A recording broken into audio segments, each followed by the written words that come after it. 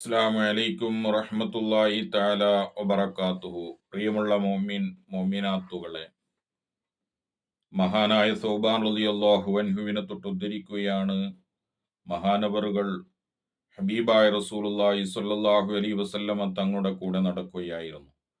കുന്നാനം മഅൻ നബി സ്വല്ലല്ലാഹു അലൈഹി വസല്ലം, ഞങ്ങൾ ഹബീബായ റസൂലുള്ളാഹി തങ്ങളുടെ കൂടെ ഇങ്ങനെ നടന്ന് നടന്ന് അങ്ങനെ ഒരു മൈതാനിയിലേക്ക് എത്തിയപ്പോൾ, ഒരു മക്കാം അഥവാ മക്ബറ മൈതാനിയിലേക്ക് എത്തിയപ്പോൾ, ഫവഖഫ റസൂലുള്ളാഹി സ്വല്ലല്ലാഹു അലൈഹി വസല്ലം, അവിടെ നബി സ്വല്ലല്ലാഹു അലൈഹി വസല്ലമ തങ്ങൾ നിന്നുകൊണ്ട് ഫബക്കാ ബുകാഅൻ ശദീദൻ, ശക്തമായ കരച്ചിൽ കരയുകയാണ്.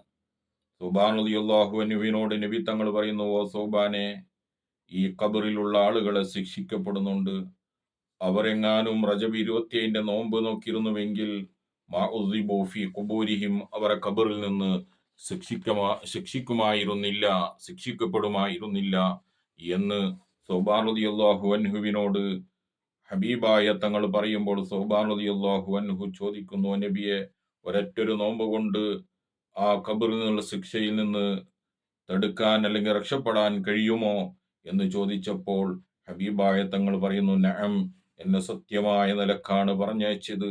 ഒരൊറ്റൊരു നോമ്പ് അവർ റജബ് 25 നോമ്പ് നോക്കിയിരുന്നുവെങ്കിൽ അവരെ ഒരിക്കലും ശിക്ഷിക്കുമായിരുന്നില്ല.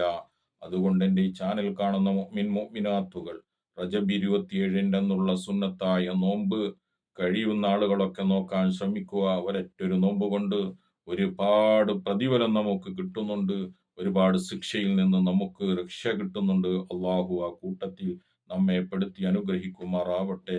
ആമീൻ. അസ്സലാമു അലൈക്കും വറഹ്മത്തുള്ളാഹി വബറകാതുഹു.